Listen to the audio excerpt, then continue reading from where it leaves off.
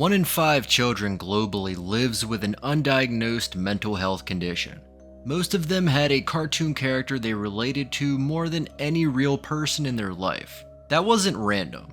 The writers didn't plan it. The animators didn't know it.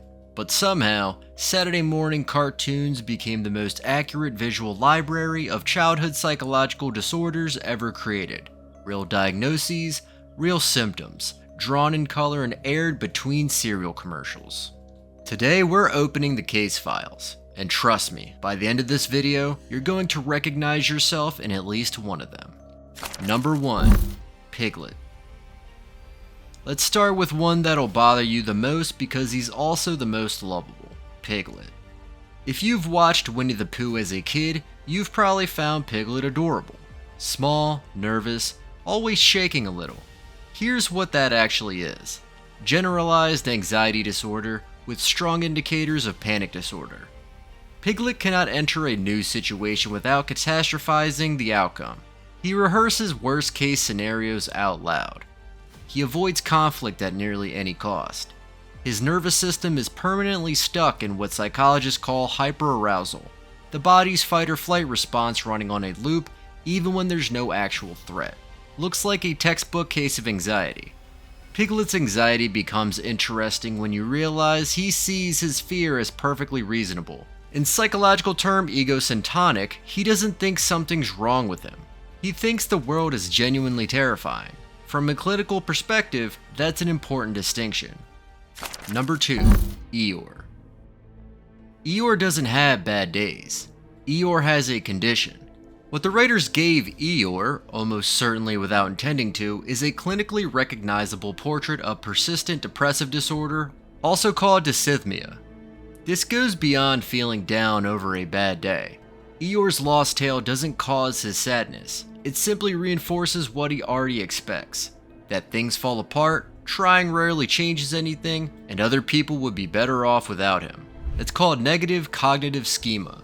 It's a hardwired belief system about yourself, your life, and your future. What psychologists identified as the cognitive triad of depression, like a pattern of negative beliefs. What sets Eeyore apart is how long it lasts. He's not having a breakdown or going through a rough patch. That is simply his baseline. Year after year, he moves through life with the same low mood and lack of hope. That's the hallmark of persistent depression. Even after all that, Eeyore still shows up, still participates, still cares in his own way. That's actually characteristic of high-functioning depression, the kind that's invisible because the person keeps moving. The 100-Acre Wood is basically an unmonitored group therapy session.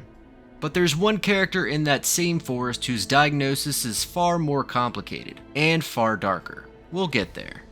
Number 3. Charlie Brown. Charlie Brown is the only character on this list who actively seeks help. He goes to Lucy's psychiatric booth, repeatedly, 5 cents a session. What he presents with is a combination that shows up constantly in real clinical intake forms. Low self-efficacy, chronic anticipatory failure, and social anxiety with avoidant features. He expects to fail the kick. He expects the girl to ignore him. He expects the team to lose. And then, they do. Every time. Now here's what makes this psychologically interesting. Charlie Brown in a way is predicting the future, which raises a question that actual therapists deal with regularly. What do you do when someone's negative expectations are accurate, when the anxiety is not irrational? That's called realistic pessimism, and it's one of the hardest things to treat because the patient's evidence base is real. Charles Schulz based Charlie Brown partly on himself. Schulz described himself as a failure, deeply insecure, afraid of rejection, for most of his adult life. He was also one of the most successful cartoonists in human history. And the character coming up next? Their condition wasn't inspired by the creator's psychology. It was inspired by something far more specific, and far more disturbing. Number 4. Helga Pataki. Helga Pataki is supposed to be the bully. That's her role. She pushes kids around, she's loud, she's cruel. Especially to Arnold, the boy she relentlessly torments in public. And then she goes home, and she pulls out a locket with his face in it, even going as far as having a small shrine of him. She keeps whispering about how much she loves him. That's not a quirky character trait. That's a textbook presentation of obsessive love disorder. sitting right on top of something far more serious underneath. Here's the clinical picture. Helga's home life is essentially invisible. Her father is emotionally unavailable, obsessed with his business, never remembers her name correctly. Her mother is checked out, barely functional, floating through the house. Her older sister gets everything. The attention, the praise, the birthday cakes. Helga gets nothing. You don't need to study psychology to understand what happens to a child who receives zero consistent emotional response from caregivers. They find a substitute attachment. They latch on to one external source of warmth. And Arnold, the first boy who ever treated her with basic human decency, became that source. The obsession is little to do with romance, not at its core. It's a replacement attachment bond, which is why it's so intense, so irrational, and so impossible for her to let go. The aggression toward Arnold in public? That's reaction formation.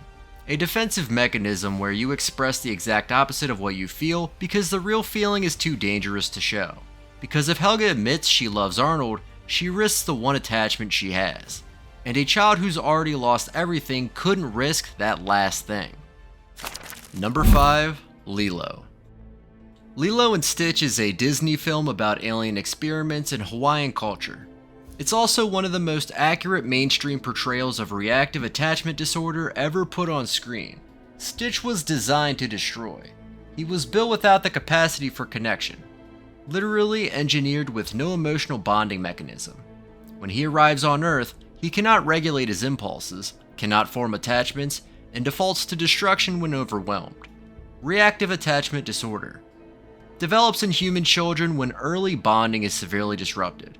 Neglect, institutional care, early trauma, multiple caregiver separations. Lilo herself lost both parents young, raised by an older sister barely holding it together financially.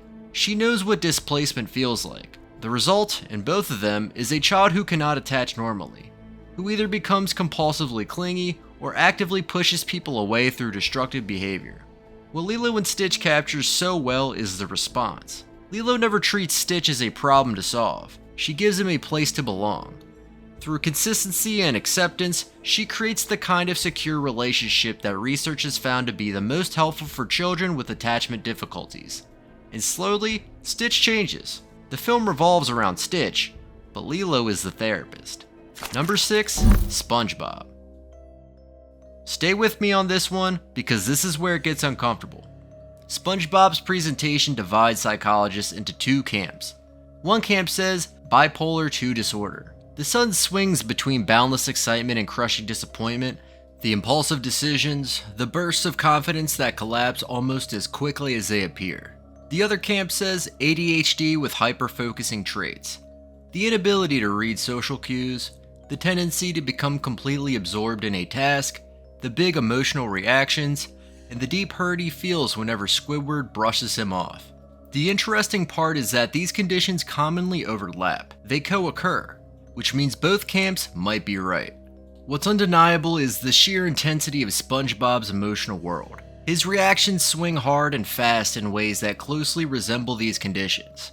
The difference is that the show treats it as comedy, which is exactly how many people with such conditions survive in social situations. You become the funny one, you make it a bit, you laugh before anyone can laugh at you. That's a real adaptive behavior. It has a name in clinical psychology, humor as defense mechanism. Beneath the constant optimism and jokes lies someone who has learned to hide a great deal behind a smile. Number 7. The Grinch. The Grinch is interesting because he's usually read as a villain, but clinically, he reads as something else entirely. Avoidant personality disorder with strong features of social anhedonia. He lives alone. He has lived alone for decades. He believes with complete conviction that he is fundamentally unworthy of community, and that the community would agree if it truly knew him, so he avoids the test. But here's the specific target. It's not people he hates, it's Christmas, the noise, the warmth, the togetherness, the thing that makes every isolated person acutely aware of exactly what they don't have. To the Grinch, Christmas marks another year of being left out. Turning away from it offers no relief, so he goes a step further and tries to wipe it out altogether. After all, a reminder can't hurt you if it no longer exists.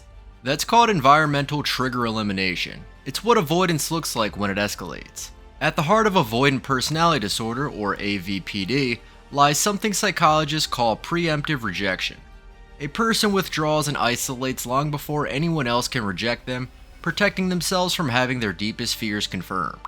The Grinch's origin story, rejected by the Who's as a child, maps precisely onto the developmental pathway for AvPD. Early experiences of shame and social rejection become a permanent internal operating system. And then Cindy Lou Who doesn't fix him. She just refuses to confirm his belief. That's actually how AvPD treatment works, not through confrontation, instead, consistent disconfirmation of the core belief. Beneath the fantasy, the famous heart-growing scene plays out a lot like a corrective emotional experience. Nobody planned this. These writers weren't psychologists. They were just drawing characters that felt true, pulling from their own fears or their own damage. And somehow, they mapped the human mind better than a textbook. Which one was yours? Drop it in the comments. Send this to someone who grew up on these shows. They'll know exactly which character they were. Subscribe. There are more case files where this came from.